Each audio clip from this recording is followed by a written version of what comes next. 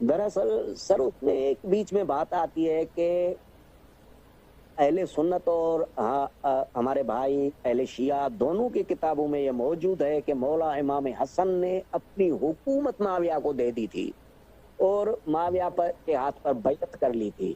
تو اتنا صرف آپ سے ہمیں معلوم کرنا تھا کہ جس آدمی کے اوپر مولا حسین لشکر کشی کر رہے تھے، اس سے جنگ کر رہے تھے، اس کے ہاتھ کے اوپر بیعت کرنا اور اپنی پوری مسلم جو عوام تھی وہ معاویہ کے ہاتھ میں دے دینا.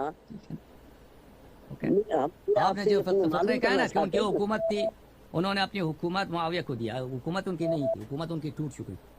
ان کے فوج کے سارے سالار معاویہ سے مل چکے تھے. ان کے پاس کوئی، ان کے ساتھی کوئی رہا نہیں تھا امام حسن مجتبیٰ علیہ السلام کے پاس. معاویہ، حکومت معاویہ کے ہاتھ میں تھا. کوفے کا جو خلافت تھا وہ ساقط ہو چکا تھا. کوفے کے لوگ معاویہ کے ساتھ مل چکے تھے. امام حسن مجتبیٰ علیہ السلام اگر لڑائی کرنے پہ اصرار کرتے تو وہ شہید ہو جاتے. اور نہ صرف وہ شہید ہو جاتے بلکہ پورے عراق میں، مدینے میں جتنے بھی ان کے چاہنے والے تھے، ان کے سپورٹر تھے، سب کو چن چن کے وہ قتل کرتے. تو انہوں نے صلح کیا تاکہ ان کی جان بچائی. حکومت ختم ہو چکی تھی بھائی، ترک حکومت کیا میں نے عرض کیا حکومت نہیں تھی ان کی. صلح حسن ڈیفرنٹ ہے. صلح حسن کے کیس میں امام حسن کمزور تھے اور امیر شام طاقتور تھے کیونکہ انہوں نے ان کے گورنر خرید لیے ہوئے تھے. صلح حدیبیہ میں رسول اللہ طاقتور تھے، مشرکین عرب کمزور تھے، تبھی تو وہ صلح آفر کر رہے تھے. بالکل، ادروائز تو وہ مارنے کے لیے مدینے میں 3 دفعہ تو آ چکے تھے.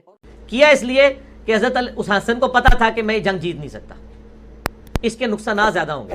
اور اگر حضرت معاویہ جنگ جیت جاتے ہیں کیونکہ بندے گورنر خریدے جا چکے تھے، لوگوں نے کہا حضرت معاویہ کے ساتھ اللہ کی فتح آ گئی ہے، تو بہتر یہ کہ معاملہ ان کی کورٹ میں ڈال دیا جائے. پھر لوگوں نے مشورہ کر کے حضرت حسن کو چنا. حضرت حسن نے 40,000 کا لشکر لے کے آئے. صحیح بخاری 7,109. سامنے سے حضرت امیر معاویہ عمر بن عاص کہتے ہیں کہ معاویہ یہ تو وہ لشکر ہے جس نے موت پہ بیعت کی ہے، یہ تو ہماری تکہ بوٹی کر دے گا. تو حضرت معاویہ نے کہا پھر کیا کریں؟ ان کا صلح کرو حسن کے ساتھ، اس کے بغیر چارہ نہیں ہے.